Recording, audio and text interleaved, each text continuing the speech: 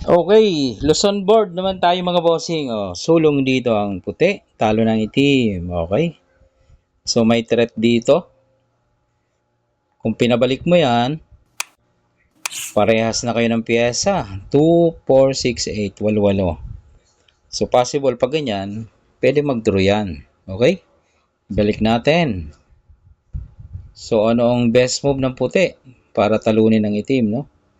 Ito kasi ang problema, may threat eh. Hindi mo masuportahan eh. Makakainan kang tatlo, no? O, yan ang gagawa natin ng paraan. Okay. Luzon board ito ha. Kung sanay ka sa Visayas board, meron naman tayong upload sa Visayas board. Okay. Ito naman ay para sa mga taga Luzon, Manila. Yan. Sa Bacolod, ganito rin yata ang ang forma ng damo board, pang Luzon board. Okay. Ito na.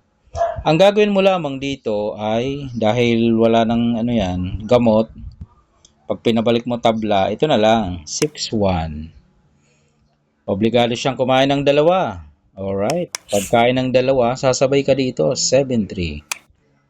Kakain pa siya ngayon. Pagkain niya, kain ka ng dalawa. Kakain siya ng isa. Ayan. So, may pag-asa pa ba ito mga boss? Nalugi ka na dito eh, no? Meron pa. Ang gawin mo lamang, pakain mo yan para makadama siya. Okay? Ipakain mo pa yung isa. Dalawa na ang dama niya. Ayan. Oh. Dito, kita mo na. Oh, kitang-kita ng gagawin. Pakain. Yan, oh. So, narito na tayo. Pagdating dito, eskwala yan, oh. So, ano yung susulong ng itim dyan? Siyempre, maghahabol pa yan ng tabla. Baka sakaling magkamali ka. Pag ito ang sinulong niya, matik, madaling matalo. Kain lang eh. Pagpunta niya dito, kunin mo itong linyang ito, maglagari ka dyan, magbalik-balik, eh wala na.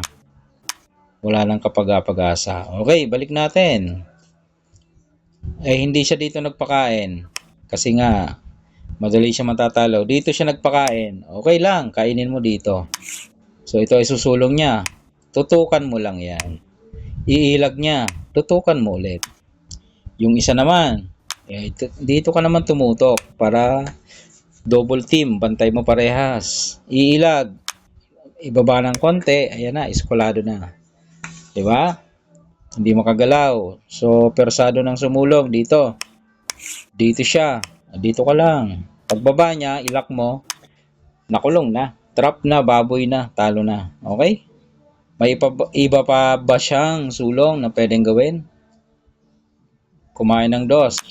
Kanina dito, ay paano kung ito? Eh, okay lang din naman. Oh.